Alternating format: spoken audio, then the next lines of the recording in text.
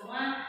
Beberapa hari kemarin ini kami di kelas 4 sudah melaksanakan praktek pembelajaran, dan di sini kami mengambil praktek pembelajarannya berupa pengembangan atau pemanfaatan model pembelajaran SOLE. Mungkin kita baru pertama kali ini mendengar istilah SOLE. Nah, SOLE ini kalau saya dapatkan juga ketika saya mengikuti kegiatan pembatik. Pembatik itu adalah pembelajaran berbasis TIK yang dilaksanakan oleh Pusdatin Kementerian Pendidikan dan Kebudayaan itu. Nah, sampai saat ini saya sudah ada di level 4. Level 4 ini saya diminta untuk menerapkan model pembelajaran inovatif dan saya mengambil SOLE. SOLE itu sendiri merupakan singkatan dari Self-Organized Learning Environment. Nah, seperti apa model pembelajaran SOLE dan bagaimana kita mengintegrasikannya dengan rumah belajar? Nah, yang merupakan istilahnya platform pembelajaran yang bisa dimanfaatkan oleh anak-anak secara online dan juga offline. Jadi seperti ini. Yang akan kita lihat hari ini apa saja sebetulnya fitur-fitur rumah belajar dan mengapa dalam pembelajaran sekarang khususnya di kurikulum Merdeka itu kita diminta untuk mengenalkan rumah belajar ini kepada anak-anak. Kemudian apa yang maksudnya model pembelajaran inovatif SOLE seperti yang tadi saya sampaikan, dan juga bagaimana cara mengintegrasikannya dalam pembelajaran. Nah, ketika kemarin saya mengajak anak-anak ke ruang Leknika, mereka baru pertama itu melihat komputer dan situ mereka antusias sekali karena itu hal yang baru, termasuk juga dengan rumah belajar ini. Sebetulnya rumah belajar ini bukan baru, dia sudah lama ada, mungkin juga dari tahun-tahun sebelumnya sudah ada, hanya pemanfaatannya mungkin belum dilaksanakan secara maksimal. Jadi kemarin saya mencoba untuk mengajak anak-anak memanfaatkan rumah belajar ini dengan mengambil sumber belajar, Bapak. Jadi sumber belajar di situ bisa berupa buku, kemudian bisa juga berupa video-video, atau bisa berupa multimedia interaktif, intinya bahan-bahan belajar yang sudah ada di portal rumah belajar ini. Nah, ternyata ketika saya mengambil bahan belajar dari rumah belajar, anak-anak itu merasa bahwa itu adalah hal yang bagus. Kalau biasanya mereka melihat tayangan YouTube itu mungkin hanya yang seperti permainan, tapi justru di sini ada video guru sedang menjelaskan satu konsep seperti itu. Kemudian rumah belajar itu sendiri, kalau kita pakai laptop atau pakai HP, itu dapat dengan mudah diakses melalui alamat ini, belajar.kemdikbud.go.id. Nah, nanti di situ selain sumber belajar ada juga fitur-fitur lain yang bisa kita manfaatkan. Pada bagian pertama di sini ada fitur utama, yaitu ada kelas maya, sumber belajar, bank soal, dan ada laboratorium maya. Untuk kelas maya maksudnya ketika kemarin pembelajaran itu dilaksanakan secara online ketika masa pandemi, ini sangat berguna sekali. Tapi mungkin itu dibutuhkan perangkat dan juga SDM-nya yang untuk bisa menggunakan kelas maya. Jadi kelas maya ini guru tidak hadir di ruangan kelas yang seperti ini, tetapi guru bisa berada di rumah, siswa juga berada di rumah, tetapi pembelajarannya lewat kelas maya. Seperti itu. Kemudian untuk sumber belajar yang tadi saya sampaikan, di dalamnya ada bahan-bahan ajar yang kita bisa gunakan. Kalau misalnya sekarang di kurikulum Merdeka atau di kurikulum khusus, kita kesulitan mendapatkan bahan-bahan referensi, kita bisa mengambil di sumber belajar ini. Kemudian bank soal. Kalau misalnya sebentar lagi kita menghadapi ulangan akhir semester atau sematik akhir semester, kita bisa mendapatkan banyak sekali referensi terkait dengan soal-soal itu sesuai dengan topik, sesuai dengan kompetensi dasar dan bahkan tujuan pembelajarannya. Jadi seperti itu sudah ada. Kemudian fitur utama yang berikutnya adalah laboratorium maya. Untuk di SD memang penerapan laboratorium maya ini masih belum maksimal, tetapi lebih banyak untuk mungkin SMP dan SMA.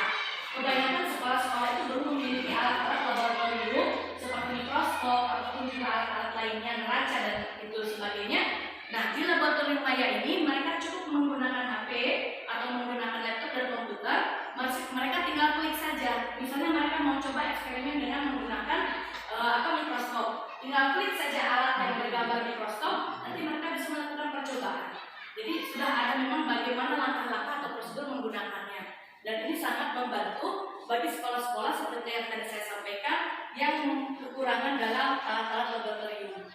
Nah, selain fitur utama, ada juga fitur pendukung di rumah belajar ini, yaitu ada peta budaya. Peta budaya ini misalnya nanti setiap daerah itu kan ada keberagaman sukunya, bahasa, budaya, itu nanti ada di fitur peta budaya. Kemudian buku sekolah elektronik. Jadi kalau kita kadang-kadang mengambil dari internet, saya butuh buku referensi apa, nah di rumah belajar ini sudah ada, yaitu di fitur buku sekolah elektronik. Tinggal pilih kelas berapa, mata pelajaran apa. Kemudian wahana jelajah angkasa. Ketika nanti kelas 6 itu belajar tentang materi yang tata surya, itu bisa menggunakan wahana jelajah angkasa. Kemudian berikutnya ada karya bahasa dan sastra. Ini bisa digunakan untuk mengembangkan kemampuan literasi siswa. Kemudian pengembangan keprofesian berkelanjutan ini digunakan oleh guru-guru terutama untuk melihat pelatihan-pelatihan ataupun sumber-sumber lain terkait dengan bagaimana guru mengembangkan kemampuan profesional mereka.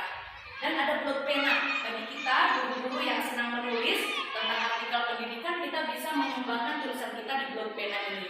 Kemudian kalau misalnya kita ingin membaca terkait dengan artikel-artikel itu, kita juga bisa masuk di blog pena. Kemudian edugame ini merupakan fitur yang baru. Nah, seperti kita tahu, anak-anak itu paling suka mereka bermain game. Nah, game-game terkait dengan pendidikan, bahkan di dalamnya itu sudah disusun dengan topik-topik tertentu.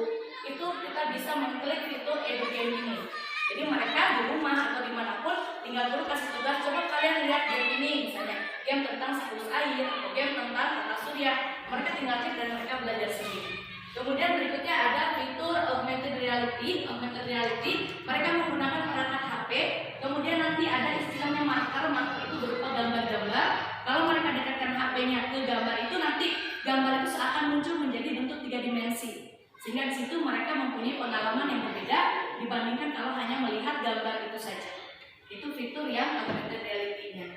Nah, dari sekian banyak yang tadi, saya mengambil salah satu untuk diterapkan dalam pembelajaran kami di kelas 4 kemarin, yaitu terkait dengan sumber belajarnya. Dan saya mengambil video terkait dengan siklus air sesuai dengan tujuan pembelajaran di kelas 4 kemarin pada mata pelajaran IPAS. Nah, kemudian berikutnya di sini ada model pembelajaran inovatif SOLE. SOLE itu sendiri ya merupakan model pembelajaran yang di dalamnya itu bisa mengkondisikan peserta didik untuk bagaimana mereka lebih aktif dalam belajar. Kenapa bisa seperti itu? Karena sepenuhnya yang mendapatkan informasi, misalnya kemarin tentang siklus air, bukan guru lagi menjelaskan bahwa siklus air itu adalah ini, tahapannya seperti ini, tetapi anak betul-betul mencari sendiri.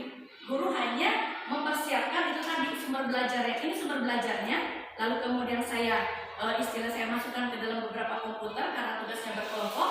Kemudian setiap kelompok aktif melihat video itu, kemudian mereka berdiskusi dan diberikan bantuan dari guru itu berupa lembar kerja. Jadi mereka berbekal tadi tayangan video dan lembar kerja, mereka aktif untuk mengerjakan itu. Jadi guru tidak menjelaskan lagi terkait dengan itu, tetapi ada nanti langkah-langkahnya atau sifatnya di mana guru itu melakukan monitoring. Nah, monitoring ini diperlukan karena pada saat bekerja kelompok tentunya masih ada hal-hal yang perlu diberikan penguatan, atau mungkin juga ketika siswa mengerjakan lembar kerja memerlukan bantuan, dan disitulah peran guru di sintaks yang keempat. Kemudian mereka mempresentasikan, puji Tuhan anak-anak kelas 4 kemarin SDW Sumar, mereka bisa melakukan presentasi, begitu, presentasi dari hasil mereka mencari informasi, kemudian mereka presentasikan. Dan yang terakhir ini adalah tahap refleksi dan evaluasi.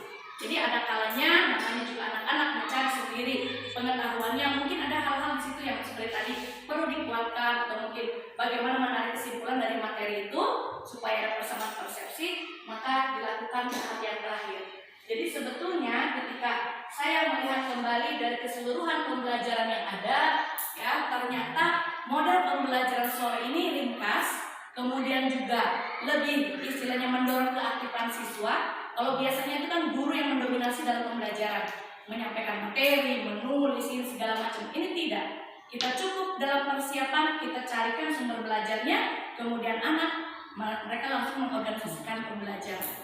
Dan dari keseluruhan kemarin saya melihat mereka, apalagi menggunakan alat yaitu komputer, mereka juga sangat aktif. Akhirnya kami bersepakat untuk kelas 4 nanti kami akan menambah lagi 1 jam begitu, harusnya hari ini, yaitu untuk belajar komputer, karena memang kami belum masukkan di jadwal karena selama ini tuntutan dari guru Merdeka juga sudah sangat banyak beban belajarnya.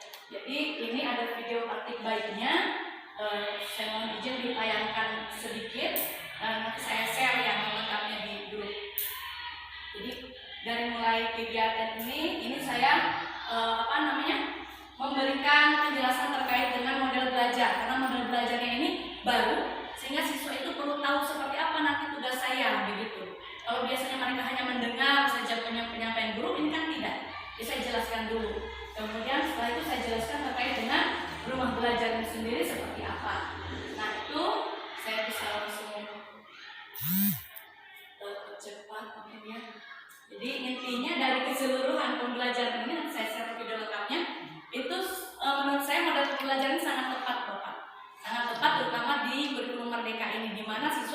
benar-benar merdeka dalam mencari dan mendapatkan informasi terkait dengan hal itu.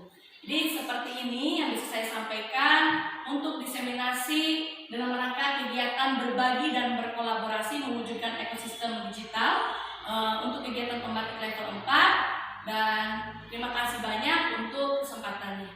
Waktu dan kesempatan saya kembalikan. Baik, terima kasih.